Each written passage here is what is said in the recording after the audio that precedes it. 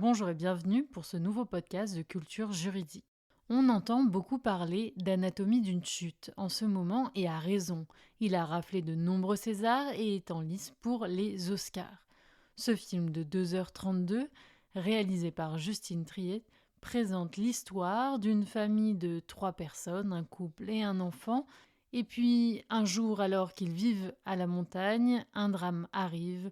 Le père de la famille est retrouvé mort. De là part une épopée judiciaire pour savoir qui a tué ou comment est mort cet homme. Rassurez-vous, je ne vais pas vous spoiler le film. Par contre, il est particulièrement intéressant d'un point de vue juridique. On peut y soulever les questions de traduction durant l'audience, des rôles de chacun, de chaque acteur judiciaire, de la protection de l'enfance, des procédures de reconstitution, etc., etc. Mais je veux vous parler d'une toute petite scène dans le film. Alors que le procès a lieu, l'enfant doit apporter un témoignage particulièrement important. Cette parole peut alors tout bouleverser. Après cette annonce, il y a une scène où cet enfant est filmé, nu sous la douche, avec dans la vision de ce moment, qui dure quelques minutes, le miroir de la salle de bain. On pourrait s'amuser à y voir une reconstitution symbolique de l'allégorie de la vérité. Attendez, je vous explique. Depuis l'Antiquité, la vérité est communément représentée sous les traits d'une femme nue, ayant comme attribut un miroir. Bon, si dans notre cas il n'y a pas de femme, ne dit-on pas que la vérité sort de la bouche des enfants? D'ailleurs, cet enfant, sous la douche, rappelle le lien que l'on retrouve entre l'eau et cette allégorie de la vérité dans plusieurs représentations. Par exemple, on retrouvera nombre de tableaux montrant la vérité personnifiée en femme nue sortant d'un puits. La nudité est donc importante dans cette conception, car le mensonge, étant sorti plutôt de l'eau, a pris les habits de la vérité. Au moment où cette dernière finit par sortir, elle est alors nue. Cette femme peut aussi avoir comme autre attribut le serpent, qui symbolise le mensonge par opposition au miroir, qui lui représente la connaissance, la sagesse. Justice et vérité sont intimement liées dans les allégories, mais aussi dans la conception même de la justice. En effet, cette liaison entre les deux se retrouve dès l'Antiquité romaine.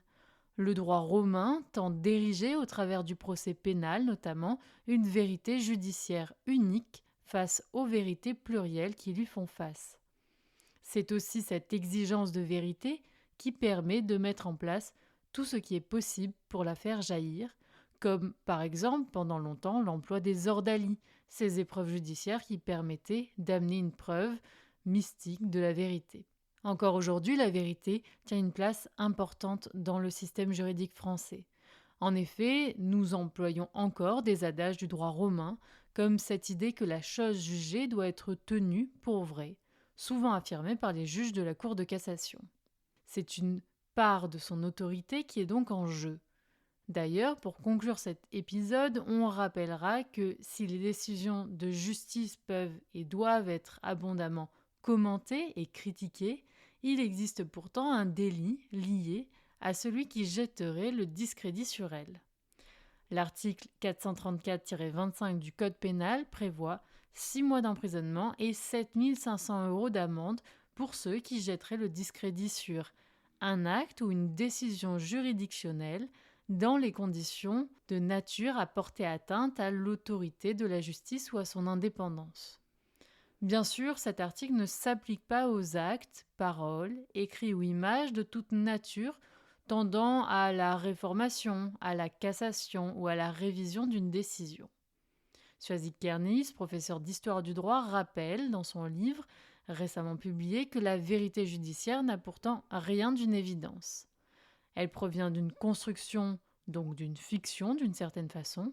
Ce caractère fictionnel se retrouve dans l'exemple qu'elle met en avant, en ce sens, lorsque la Cour de cassation a pu affirmer que le principe de l'autorité de chose jugée est général et absolu et s'attache même aux décisions erronées. La vérité judiciaire peut être parfois fausse, et les erreurs judiciaires sont un exemple parmi d'autres.